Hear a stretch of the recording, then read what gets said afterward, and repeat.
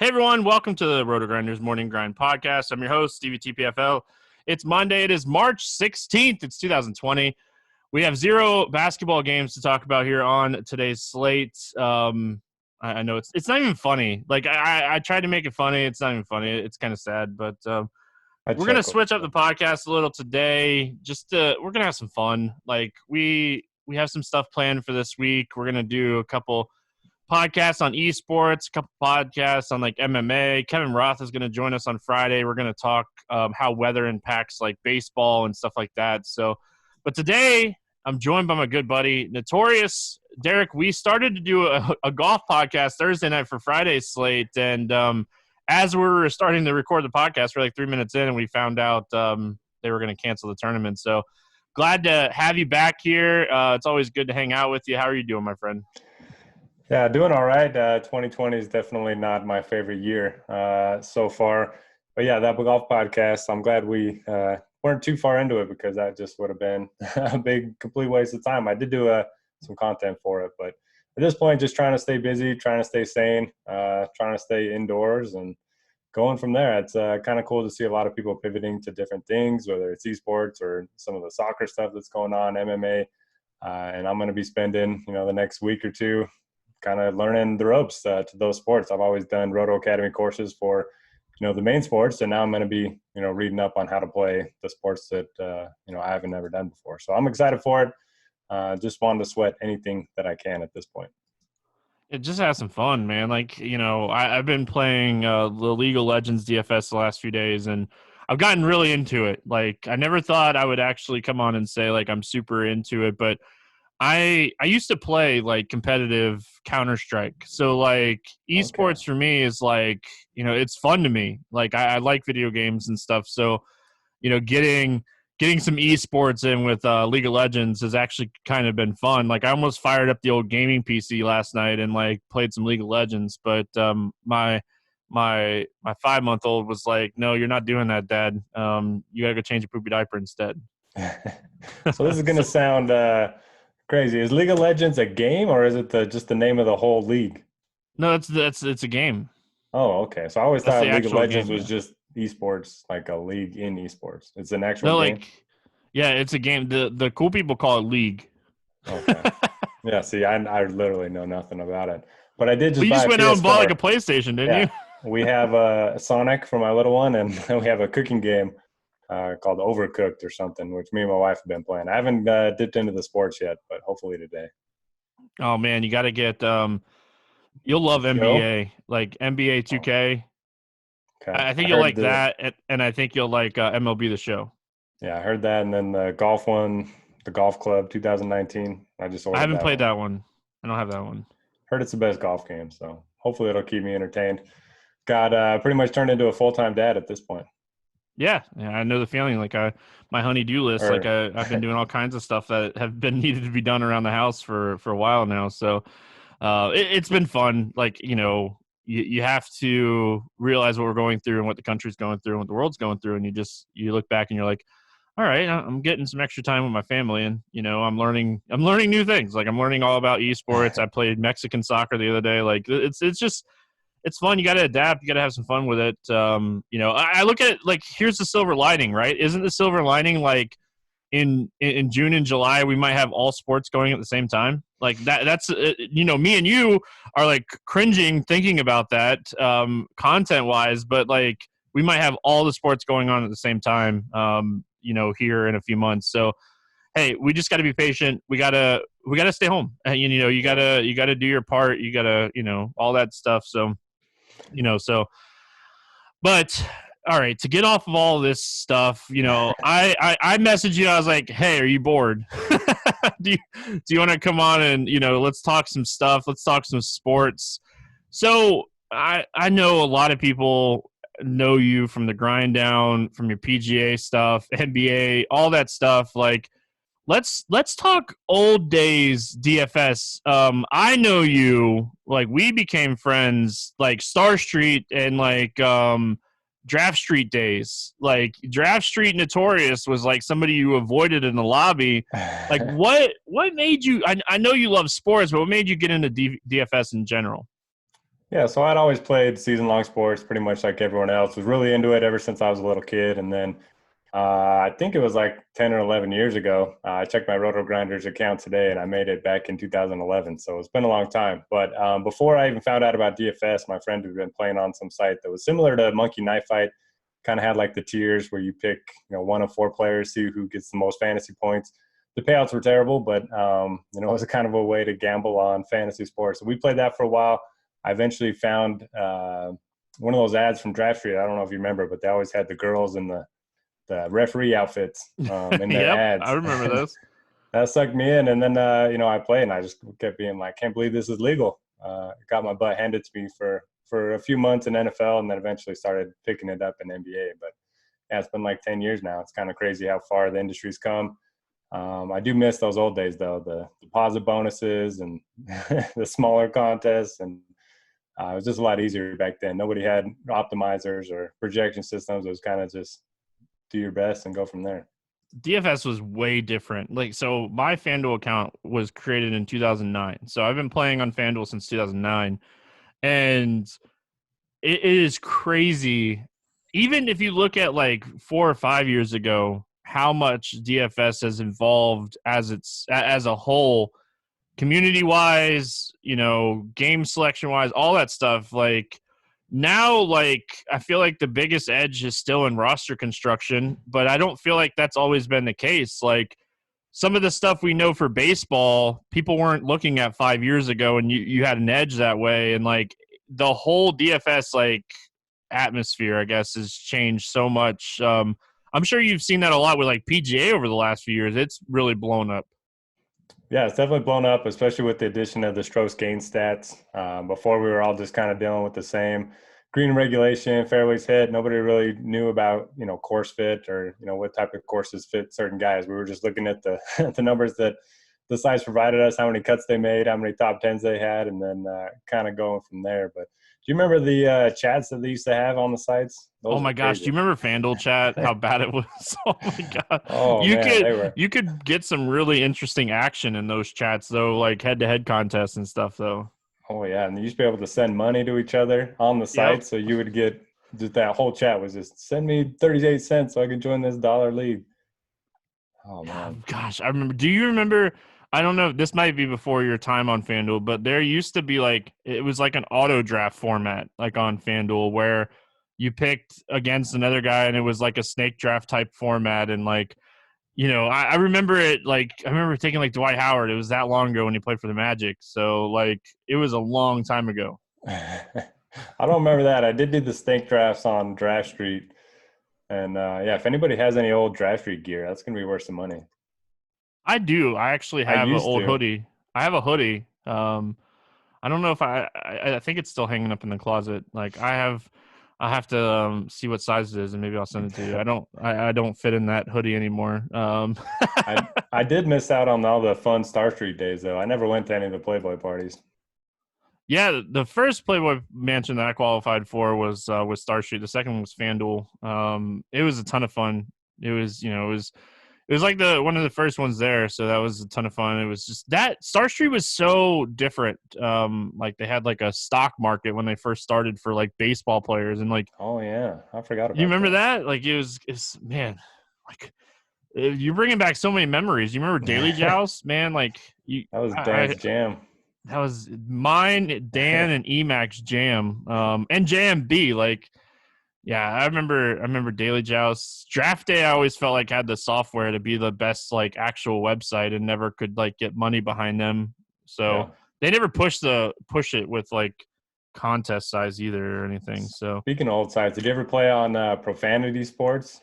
oh yeah, That site was probably the worst site there was, but I won a Super Bowl trip to Vegas, and funny enough, we got put up at the Trump Hotel, had some suite up there, so that was kind of fun.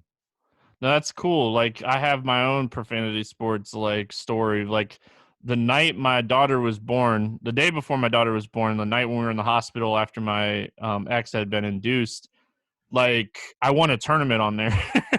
Man, how crazy is that? Your daughter being born. That was a long time ago. That was a long time Crazy. ago, man. I'm getting old.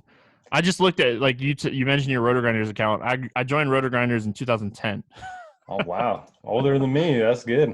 We're getting old, man. I remember Like, I only joined RotoGrinders because my friend was like, you can look up players, how they've, how many contests they've joined and won in the past. And I was like, no way. So then that was the easy way to scout the head-to-head lobby. Just Google their name on RotoGrinders real quick, see their history, and join away. it has changed a lot It's since then. changed. Yeah. What do you think? All right, before like I have some other questions for you. I just really curious. Like, what do you think? Like, is the most important like as a DFS player that you've had to change since like you started to like now?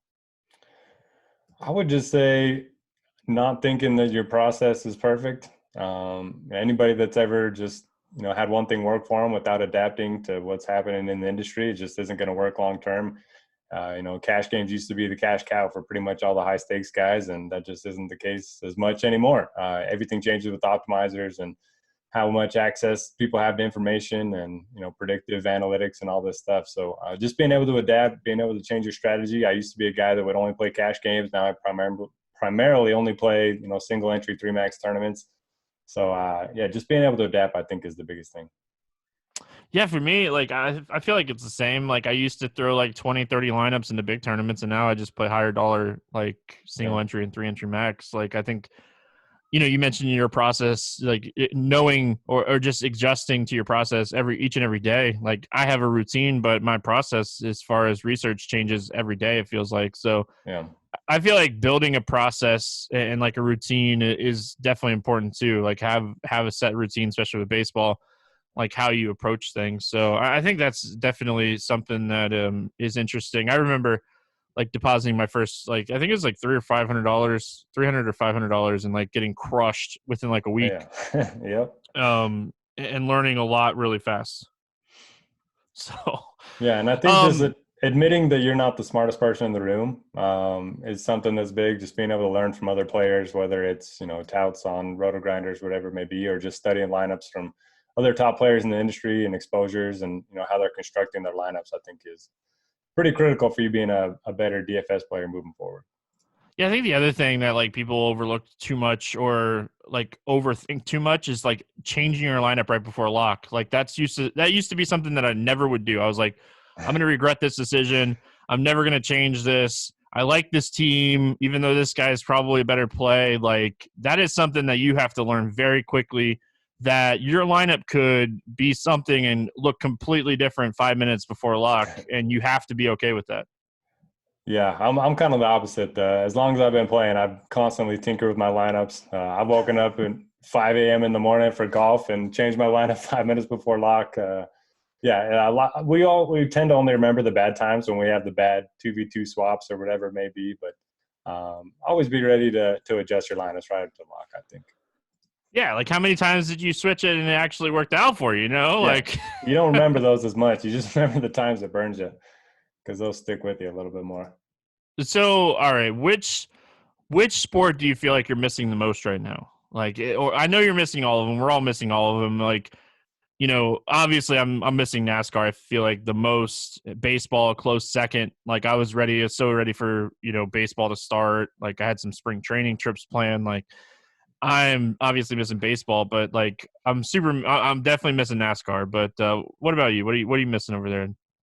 Definitely golf. We had the biggest tournament of the year so far in the players, and it started, and it looked like it was going to be the only sport going, along with NASCAR there for a little bit, and obviously got canceled. Golf's my favorite sweat. It's my favorite sport to research, and it's just so fun every single week. And obviously the Masters was coming up, so I'm definitely bummed about that. Bummed about missing the start of baseball. It seems like that's kind of the best time to play in terms of DFS and having a lot of newer players on the site. Once we get into the late days of summer, it's just all the high stakes guys just trying to grind out contests there at the end of the season. So missing baseball, obviously missing basketball. I don't think I'll ever complain about a bad 3-game basketball slate ever again. Just not having Never it. I again. mean, yeah, Never again. yeah, We probably will, but like whenever we just have to think back to this time and like, oh man, like yeah. I just hope they get something figured out. Give us some playoffs for basketball. I heard today from the Tour Junkies, at least on their Twitter, that they're thinking maybe they can do the Masters sometime in October. I guess they have some inside sources there. in Augusta, so that would be cool. Just if we can get like the major sporting events going eventually, I think that would be pretty good this year. Yeah, unfortunately, I don't think we see anything for the Yeah. next 2 months. Oh yeah. So which stinks. You saw like the news that came out for MLB baseball. They're like, talking about like the middle of May, and like that's fine. Let's just get it rolling. Middle of May is fine with me. Like, let's just get some dates out there. Let's give me something to look forward to. Like, I started my baseball research over the last few days because I've just nothing else to do. So, Yeah. um, So I don't want to date the pod too much, but what is Bill O'Brien doing? I don't know. Did you see DeAndre Hopkins get traded? Oh, I saw the trade. Like Yeah, like what? what was that? Even had Chase Edmonds tweeting like they robbed him, and like I don't understand that trade He at has all. 3 years left on his contract. I don't get it.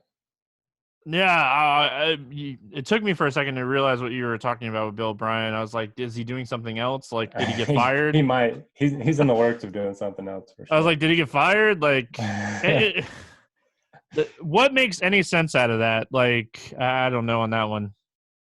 I don't know. David I don't Johnson know on looked that one. pretty good last year, I guess, in his eyes. I don't know. Like, David Johnson. This is a dude that got beat out by Kenyon Drake at the end of the season. So, yeah, kind of crazy. all right, let's shift gears a little bit. Let's have some fun. What were you doing before you got into playing like DFS? So, well, if you want to talk about fun, it's not this. I graduated with a master's in accounting. Worked in that field for quite a while. Worked in my dad's office, luckily. So it was kind of cool working under him. And I just spent most of my time researching DFS anyway before I started, writing it full time. But yeah, accounting, not the most fun work, but it seems like there's a lot of accountants that eventually, turn pro at DFS. So maybe there's something to, the numbers process and all that. I was just about to say there's so many people that I can think of that like started out like doing accounting. That's crazy. Yeah. What about you? Your story is so much better than mine. You Like work I for was your dad playing too, right? I was working for my dad. Yeah, I was playing baseball and got hurt, and I was working for my dad. So, yeah, mine is way different than yours. Like I was doing guns and stuff like that. So it's way different. A little more exciting. Yeah, but like DFS is just so much fun in general. So like when you get hooked by it, especially if you love sports, like it's just you're in. Like once you figure it out and you get to talk sports every day, you're just in. Yep, you're in, and even if you're not great at it, it's still fun to do. You can look at it as just entertainment. Whether you're throwing $20 in the Millionaire Maker or whatever it may be. I mean, or if you're grinding it full time, grinding every single slate like some of the guys out there. So it's got a little bit for everything, and it brings in so many different people, so many different personalities. We oftentimes see so many little debates and arguments between DFS guys, but it seems like this kind of thing, without having any sports, is kind of bringing everybody together again. Yeah, you hear a lot of people like from the poker world. There's all kinds of different like where people have come from as far as like playing DFS. There is something that I wanted to talk to you about that I don't think people realize. That is like been one of the biggest successes for me is like just the support of my wife. Like, we do this so much, and there are swings. There are massive amounts of swings each way, and I feel like she obviously doesn't get credit. I know your wife is she's fun. She makes PGA lineups and has fun with it, and like she posts on Twitter all the time. Like they're the unsung heroes of what we do. Oh, for sure. Shout out to all the wives out there of us DFS players or husbands, Or husbands, yeah. DFS players. Yeah, I mean, it's kind of hard for them to put them in our shoes, just betting all these wild sums of money and having these crazy swings, and for them to support us throughout is pretty cool. And just being honest and open with them, kind of whether they like sports or not, kind of just inviting them to sweat the game with you or whatever it may be. I think that's kind of your best bet. People that like to just hide it from their wives tends to not work out nearly as good. Obviously, my wife, she's always been the life of the party at these RG events, and honestly, she deserves credit for me being a bigger name in DFS, is because I've never been the most outgoing guy. So she's always the one that goes out, makes the relationships at first, and then go from there. But she's always the one to buy shots too. She is man, I have so many missed Noto stories. We won't even get into it, but she is a good person.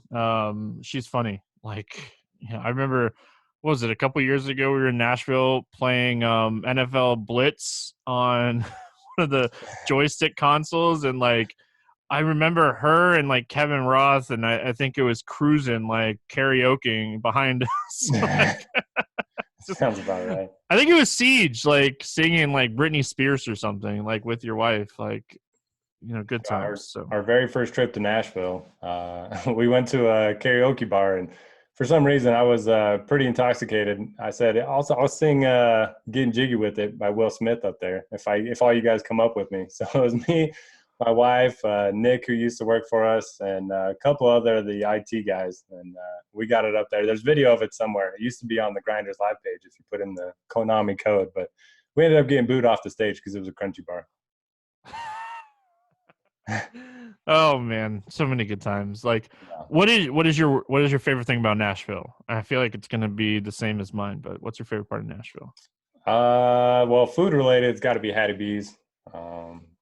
Just can't get it anywhere else, man. Like, I mean, I've tried to make Broadway's always a lot of fun, but I don't really love the bar scene as much as most. I kind of like just seeing all the faces that we're used to, and just reliving some of the good times. So it's always fun going out there, and it's kind of crazy. The more we go out there, the more new faces there are. We talked about this last time at the Super Bowl party. There's just so many new faces and so many new people to meet, and everybody's always so friendly. They're always so nice, man. Everybody that I've ever met through this industry, that's one of the reasons I love this industry so much. Everybody's always so nice. But I'm with you, man. I love me some Hattie B's. I've tried to make hot chicken at home so many times. It's just it's just not the same. It really isn't. So it's not the same. And even if you get it delivered through DoorDash or Grubhub, whatever, it's just not the same either. You got to get it at Hattie B's. You got to wait in the line. The wait makes it that much better. Yeah, we went to Biscuit Love last time we were there. It's a breakfast spot. Like, I went there for lunch one day. The breakfast, man, it was off the chain. So that's a new staple for me. But yeah, I just like seeing everybody. I don't care what we're doing. I just like seeing everybody. So I'm with you on that. All right, before I let you get out of here, I know you got to go. You got to go play. Dad life. I'm right there with you, buddy. Before I let you get out of here, give me one thing that you feel like DFS players as a whole could learn or do too much of that they could be better at. I know I'm putting you on the spot. I didn't send this one to you. To what, live or DFS? Either, doesn't matter. For DFS, I'd say contest selection and watching the rake. I would say like 90% of DFS players just join contests without seeing the payout structure. How much? I think it's higher than that. Yeah, probably. Even times I do it. When there's 10 minutes before lock, I'm just going through all the contests, hurry up and joining a bunch. But I think that would definitely improve people's bottom line a little bit if they paid more attention to that. And then, life-wise, I don't know. Be more patient. I feel like nobody's patient anymore these days, whether it's with, your family, your friends, people that you don't know. Just everyone's so ready to argue. So just be patient. Yeah, be friendly, man. Be nice. Like, be friendly. Life is beautiful. Be friendly. Like, exactly. I think there's a Walt Disney quote out there. It's like, life is beautiful. Something about giving, something about family. Like, yeah, it's just, times like this. Like, look over to your loved ones and love them and be happy, be nice. And there's a lot of stuff that's going on right now. Like, I went to the grocery store today. Ooh, was that a mistake? I went early too, man. I went like 7:30 in the morning and like, it's already crazy. So, but yeah, like I think bankroll management and game selection is just something people overlook so much. And like we have the morning grind game each and every morning where I talk about game selection and like, how a contest pays out. I love seeing the top 10 be under 30%. I love seeing it pay out 22 to 25%. Rake is high everywhere. As much as you get in the higher stakes, the rake will come down a little bit. But I'm more looking, man, that RotoGrinders extension, and it's not just because I'm a company guy, but the RotoGrinders extension is something every DFS player should have. It's It's such a useful tool. Even when you're joining contests last minute, you can semi-look. Especially if you're a premium member, you get your ownership, you can get your projections right there on the lineups page, which is awesome. Oh, and shout out to Nicole, by the way. She's at home with her kids doing like a little Olympic thing every day with her kids. I think that's pretty cool. Just a way to keep your kids, not go crazy in your house is a good way to go about it. Yeah, no, for sure. Like my daughter's with her mom until Friday, but we've had some stuff planned. Like they've already announced that they're not going back to school. Like they're on spring break right now. So like it kind of worked out. But yeah, so, I'm excited for her to be back. We got some stuff planned for her. So we have these like things that we bought, like robot things that you have to build like 2 Christmases ago that we never opened. So like, that's Nice. what my time looks like this weekend coming up for sure. So Derek, always fun talking to you, my man. I'm looking forward to Derek taking down some soccer and MMA contests here very soon. Man, it's crazy, but stay like I said, stay positive. Look at the silver lining. The silver lining is we're likely going to have every sport going at the same time here at the end of the year. So that's the silver lining, right? Yep, that's the silver lining. We'll have sports eventually, and until then, listen to this podcast, get some information on League of Legends. I'm excited to listen to that since it's a game and it's not a league. So I Yes, know that League of now. Legends, the game. We will have a podcast tomorrow. Joined tomorrow by someone that follows League of Legends very closely. So I'm excited to talk to Mr. John George of the Esports Plug. He'll be joining me, and then we'll have an MMA podcast. I have a couple League of Legends podcasts planned for this week. So just trying to help you guys learn what I've been able to learn so far. I'm not perfect, but hey, I'm profitable on 2 of 3 slates so far, so I'll take it. So I'll take the small sample size because maybe in like a week it'll be a lot lower. So appreciate you guys listening. We'll be back tomorrow, like I said, talking some LOL esports, League of Legends. Let's have some fun.